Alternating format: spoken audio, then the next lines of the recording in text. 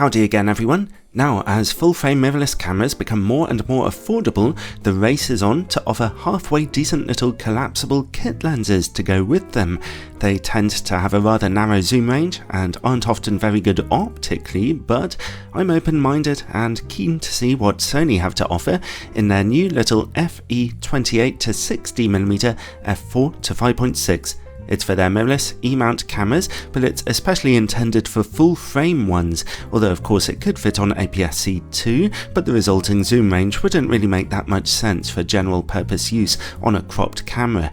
If bought separately, its price of $500 or about £450 in the UK is ridiculously high.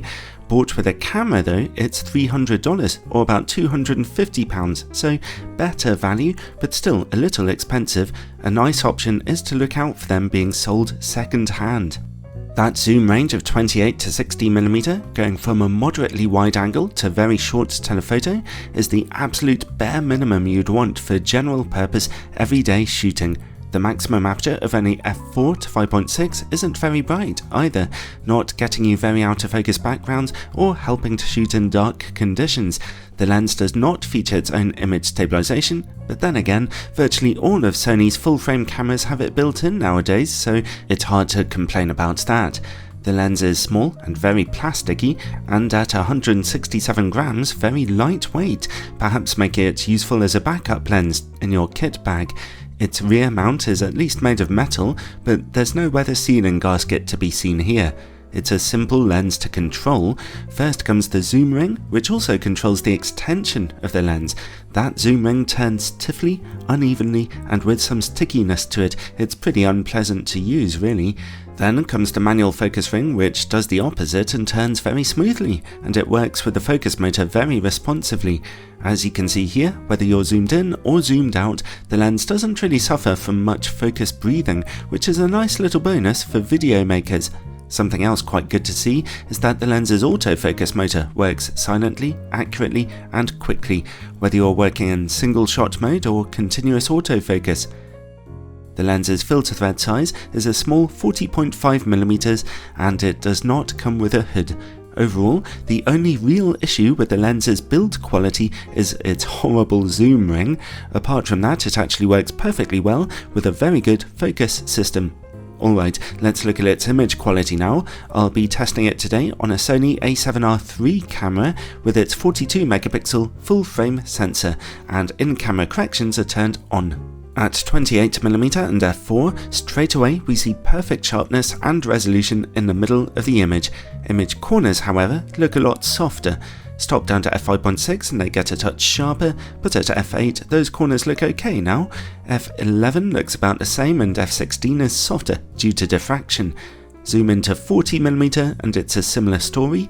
At the maximum aperture the lens is razor sharp in the middle, but the corners, actually they look a little softer than before.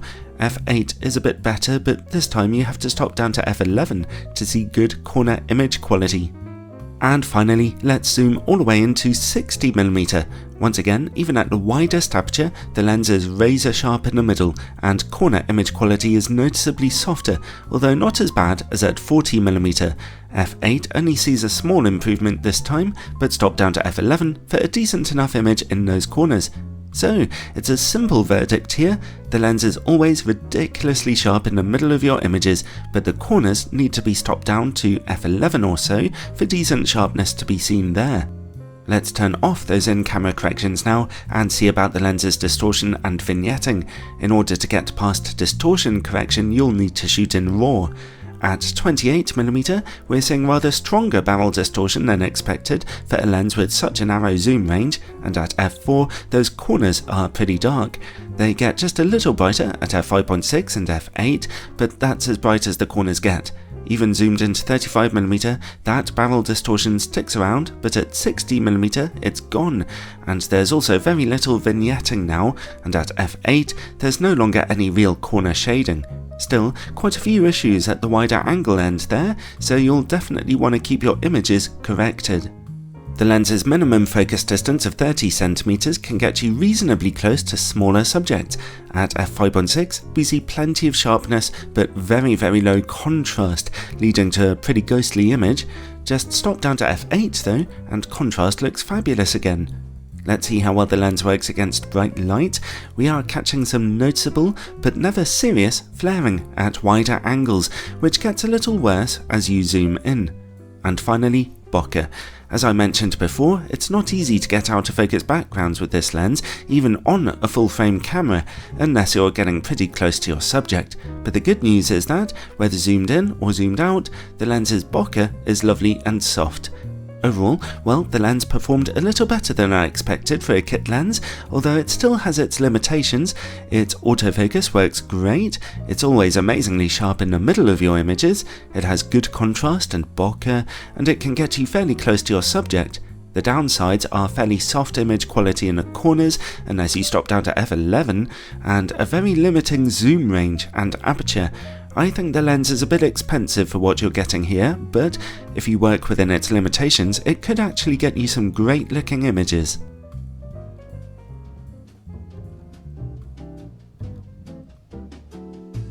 Okay, thanks for watching, and two things. Firstly, if you haven't already, check out the new playlists on my channel, which list my reviews now by camera mount and in other cool ways to help you browse the lens reviews for your camera. And secondly, thanks to my Patreon supporters, of course. Patreon supporters get all kinds of exclusive bonus content and early access to videos, as well as a warm, fuzzy feeling inside them for playing such a big part in keeping this YouTube channel going. Ciao for now, everyone.